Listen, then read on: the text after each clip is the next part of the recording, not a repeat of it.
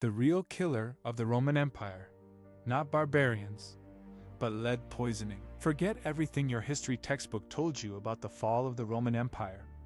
The endless barbarian invasions, the corrupt emperors, the broken political system, the economic collapse. None of these are the root cause of Rome's death. These are just the final symptoms of a slow, invisible, empire-wide poison that crippled Rome from the inside for over 400 years. The true killer of the greatest empire of the ancient world is lead. Every Roman, from the richest senatorial nobles to the ordinary working-class civilians, consumed lead every single day. They drank it, ate it, wore it, and bathed in it. This mass chronic lead poisoning destroyed Roman intelligence, wrecked their fertility, ruined their health, and left an unstoppable superpower weak, confused, and vulnerable to every external crisis.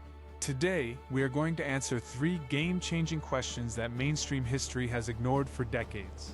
First, how obsessed were the Romans with deadly lead in their daily lives? Second, can a single toxic metal truly bring down an entire global empire? And third, why did no one in 1,000 years of Roman history realize they were slowly poisoning themselves? By the end of this video, your entire understanding of Rome's collapse will be completely rewritten. If you are a casual history fan, you have only ever heard one standard story about Rome's fall. Let's quickly recap that mainstream narrative first, so you can see exactly where historians have been wrong for centuries. The traditional story goes like this.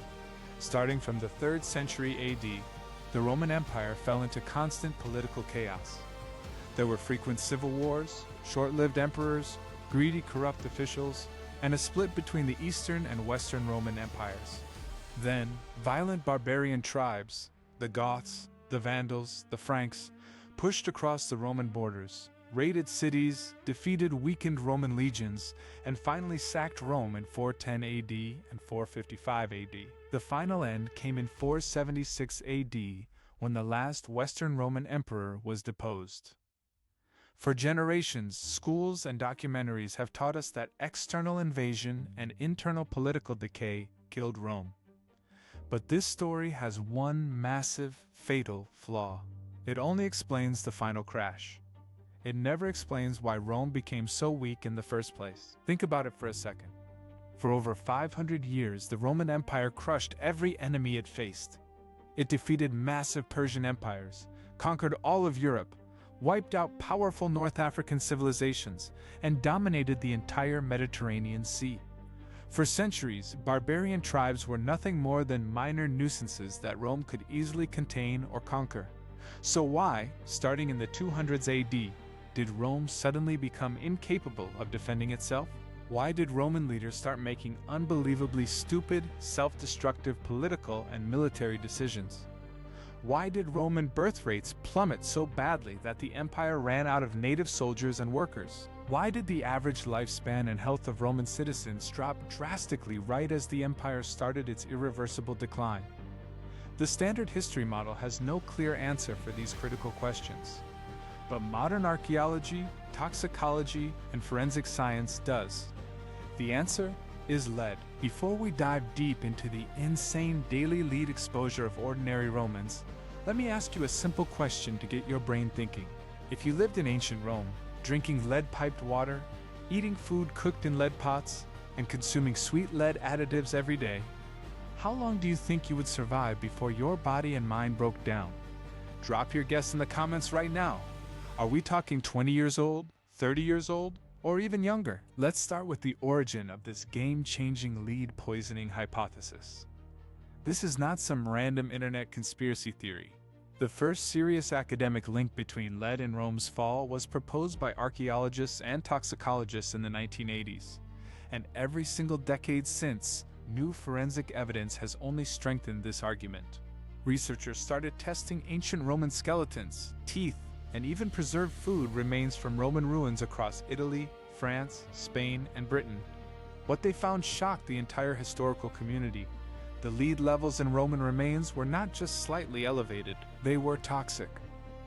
Far above the modern safety limit, high enough to cause permanent brain damage, organ failure, infertility, and chronic mental illness. Here is the first big data point you need to remember. Modern medical standards state that any blood lead level above 5 micrograms per deciliter is dangerous for human health. Ancient Roman aristocrats tested from burial sites across the empire had average lead levels of 50 to 80 micrograms per deciliter. That is 10 to 16 times the dangerous limit. Even Roman commoners, who had less access to luxury lead products, had lead levels 3 to 5 times higher than modern humans.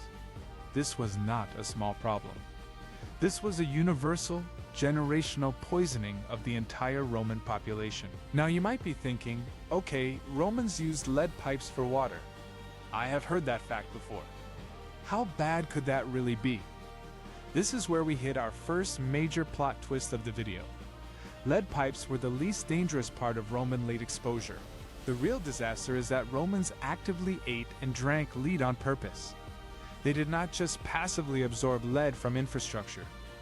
They consumed lead as a daily luxury food additive, a medicine, a cosmetic, and a status symbol.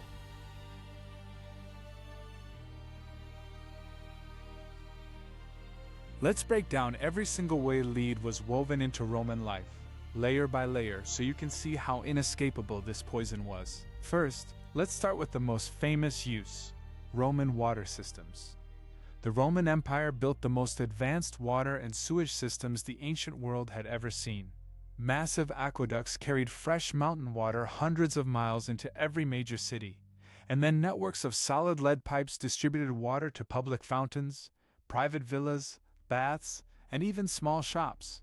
The Romans chose lead for one simple reason: it was cheap, soft, easy to melt, easy to shape, and extremely durable.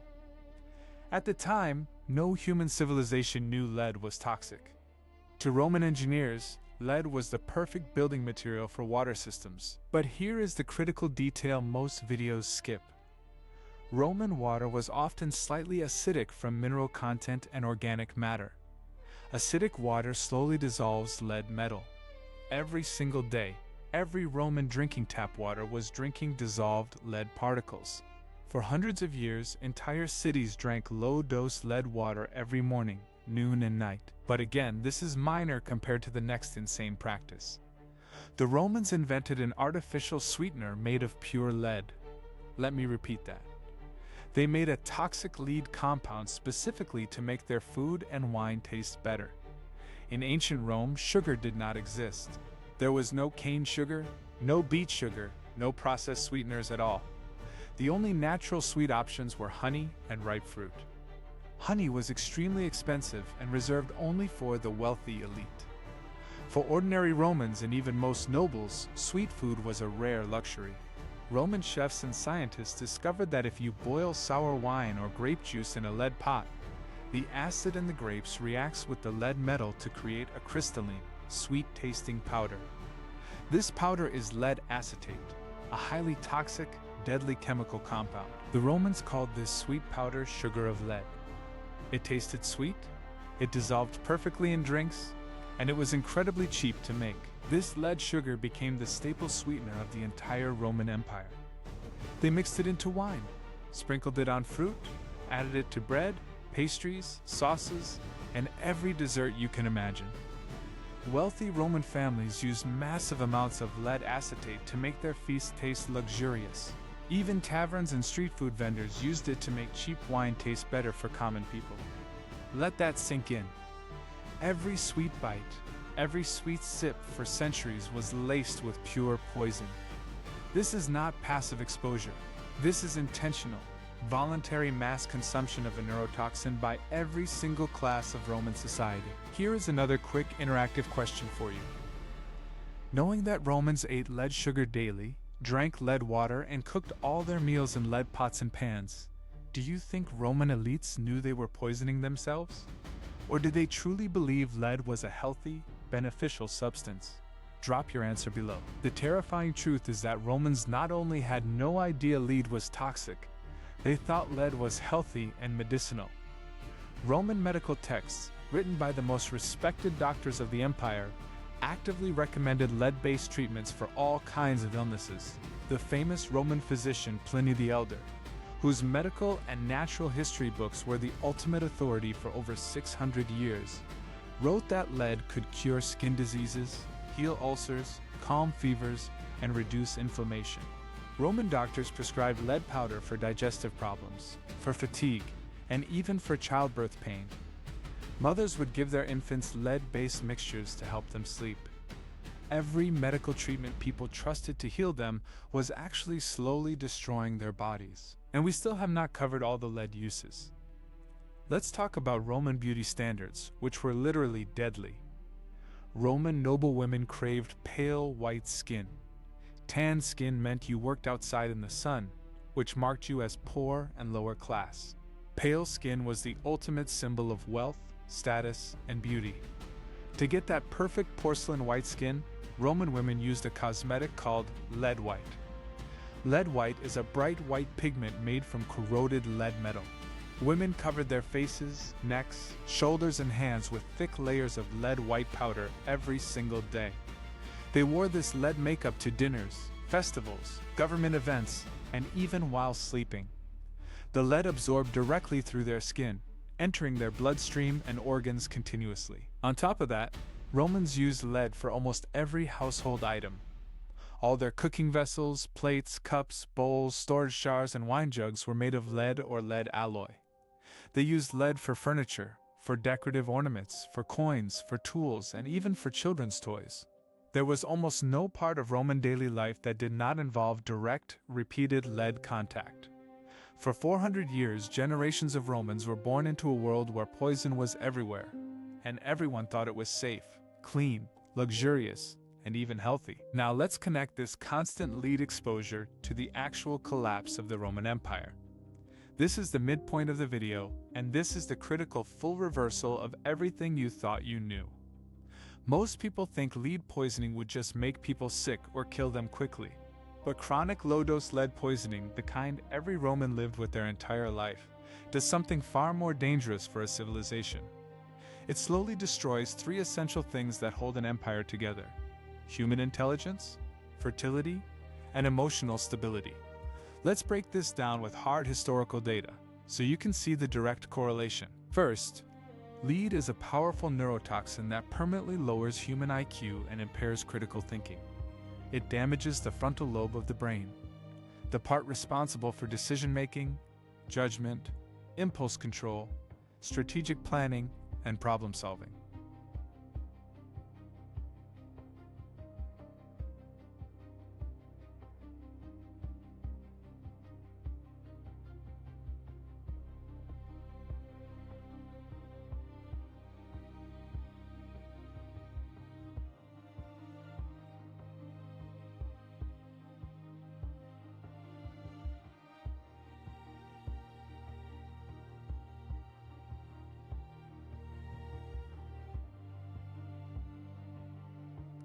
Their collective intelligence drops dramatically. Their ability to make smart, long-term political and military decisions vanishes. Now look at Roman history timeline. Before widespread lead use in the early Roman Republic, Roman leaders were famous for discipline, strategy, patience, and intelligent statecraft. They built institutions, expanded logically, solved crises, and maintained stable governance for centuries. But starting in the 2nd century AD, exactly when lead water systems, lead sugar, and lead cosmetics became universal across the empire, Roman leadership quality collapsed completely. Emperors became impulsive, violent, paranoid, irrational, and short-sighted. They made terrible military decisions, wasted public funds on ridiculous luxury projects, purged their own armies and senates for no reason, and started endless, unnecessary civil wars. Historians have always wondered why Roman leadership suddenly became so incompetent and erratic. The answer is generational lead poisoning. The entire noble class, the people running the empire, were all brain damaged from birth. Second catastrophic effect: total fertility collapse. Lead is one of the most powerful reproductive toxins known to science. It causes severe male infertility, female miscarriage, stillbirths, low birth rates, and high infant mortality. Once lead levels rise in a population, the birth rate plummets, and family sizes shrink drastically. Again, we have perfect historical data to prove this. In the early Roman Empire, during the stable Golden Age, Roman families had multiple children. Population growth was steady. There were plenty of young workers, farmers, and soldiers to sustain the empire. But by the 3rd and 4th centuries AD, exactly when lead exposure peaked, Roman native birth rates crashed to historic lows. Noble families stopped having surviving children entirely. Many aristocratic couples had 0 living heirs. Ordinary Roman families had 1 or 2 children at most, and most infants died young. The empire simply stopped reproducing its own population. This created an irreversible labor shortage, a soldier shortage, and a taxpayer shortage. Rome could no longer field large native legions. It could no longer maintain its massive infrastructure. It could no longer support its government bureaucracy.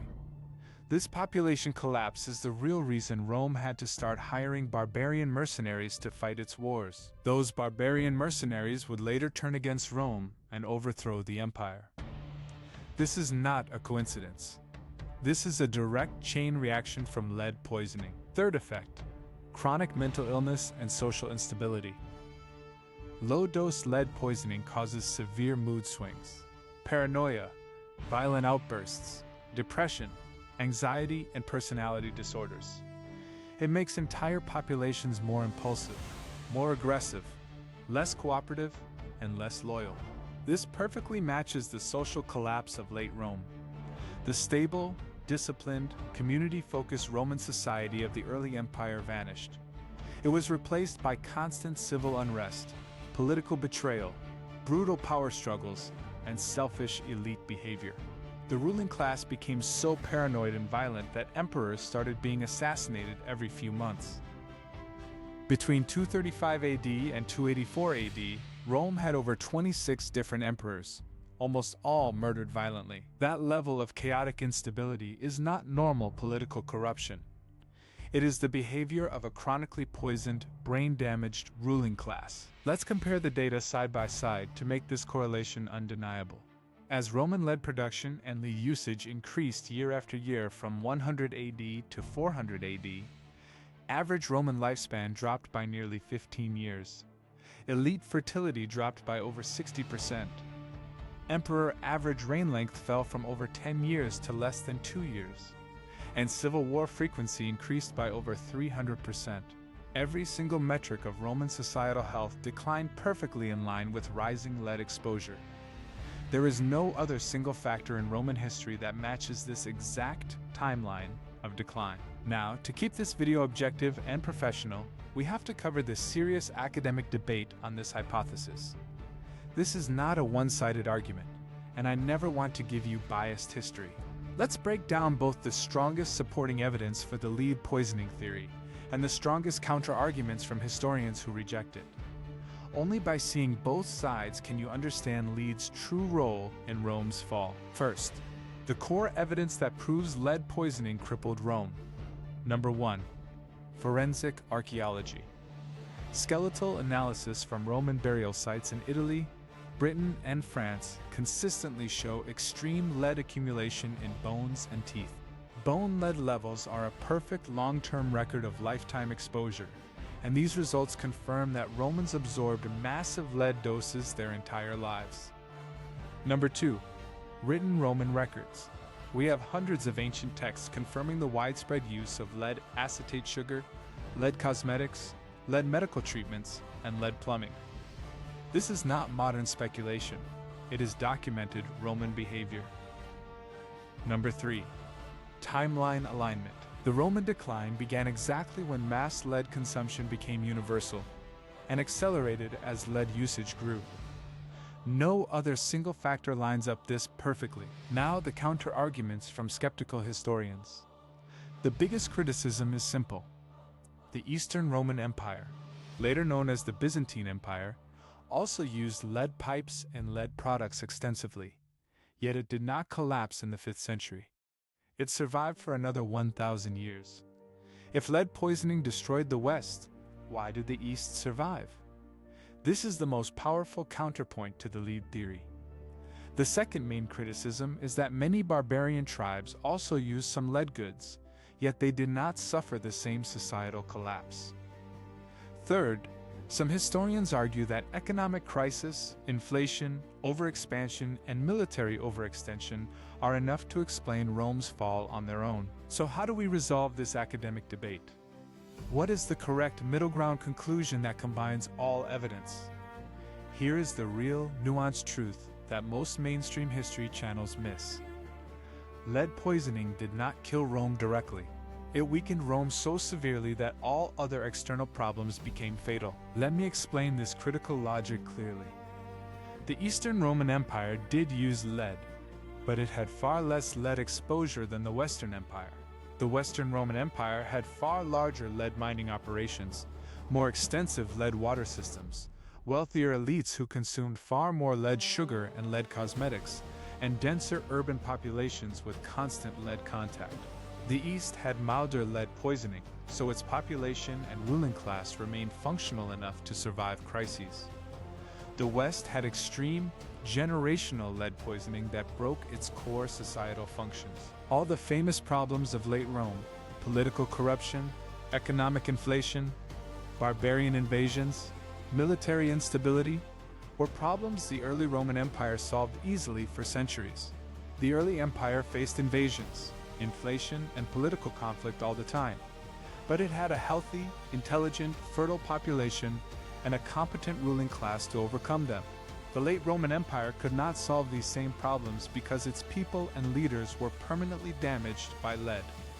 Lead poisoning turned manageable challenges into existential collapse. It is the invisible internal foundation failure that made every external disaster unstoppable. Let's talk about another question all of you are probably asking right now. Why did no Roman doctor, scientist, or writer ever notice this problem? How could an entire civilization poison itself for 400 years without anyone catching on? The answer lies in how chronic poisoning works. Acute poisoning is obvious. You eat a huge dose of poison and you die immediately. But chronic low-dose lead poisoning is slow and gradual. It does not kill you overnight. It makes you sicker, dumber, weaker, and more infertile little by little, every generation. Each new Roman generation was slightly more poisoned, slightly less intelligent, and slightly less healthy than the last. People only compared their lives to the sick, weak generation before them. They had no memory of the healthy, sharp, fertile Roman society of 200 years prior. They thought their declining health, their failing fertility, and their chaotic politics were normal. They had no baseline to realize their entire civilization was slowly deteriorating from a toxic metal they worshipped as a luxury good. That is the most terrifying part of this story. Slow, generational collapse is almost impossible to detect while you are living through it. Let's cover a few more insane Roman lead facts that most history fans have never heard of. Many of the most famously crazy Roman emperors likely suffered from severe lead poisoning. Emperor Nero, known for irrational violence, paranoia, and reckless decision-making, came from an extremely wealthy elite family that used every lead luxury product available.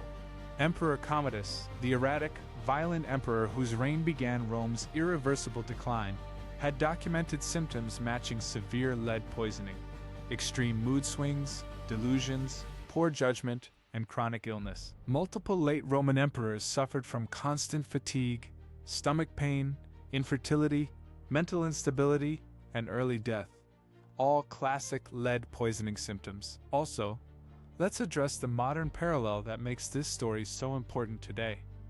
For decades in the 20th century, modern countries used leaded gasoline, lead paint, and lead water pipes. We saw the exact same pattern. Rising lead exposure correlated with lower IQ levels, higher crime rates, higher infertility, and worse public health. Once modern nations banned lead products, public health and social stability improved drastically. We are literally fixing the same lead poisoning crisis that destroyed Rome. This is not just ancient history. This is a universal lesson about invisible toxins and long-term societal risk that applies to our world right now. I want to leave you with one final thought experiment before we wrap up. Every great empire in history faces external threats and internal problems. No civilization lasts forever without challenges. The difference between empires that survive crises and empires that collapse is the health, intelligence, and stability of their people. Rome did not fall because the barbarians were too strong. Rome fell because its own people were slowly poisoned into weakness, stupidity, and infertility by a toxic metal they embraced as progress and luxury. Let's recap all the core takeaways from this video to lock this new perspective into your memory. First, the traditional story of Rome falling from barbarian invasion and political corruption is incomplete. Those are final stage symptoms, not root causes. Second, universal generational lead poisoning was the critical, hidden internal crisis that crippled Roman intelligence, fertility, and social stability over 400 years. Third, Romans did not just use lead in pipes. They actively ate lead sweetener, wore lead makeup, used lead medicine, and lived surrounded by lead every single day. Fourth, lead poisoning did not destroy Rome alone, but it amplified every external crisis to fatal levels, turning minor problems into total collapse. Fifth, the slow, gradual nature of chronic poisoning allowed the entire civilization to deteriorate undetected for centuries. Now I want to hear from you directly in the comments section. After learning this hidden lead poisoning crisis, what do you now believe was the single biggest cause of Rome's fall? Is it lead poisoning, external invasion, economic collapse, or political failure? Let's debate it down below. If you loved this counterintuitive, evidence-based deep dive that rewrites basic history you learned in school, make sure to like this video, share it with every history fan you know, and subscribe to the channel. Next week, we are breaking down another ancient superpower that collapsed not from war or revolution, but from one tiny, ridiculous, overlooked daily habit that rotted its empire from the inside out. You will not want to miss that next hidden history mystery.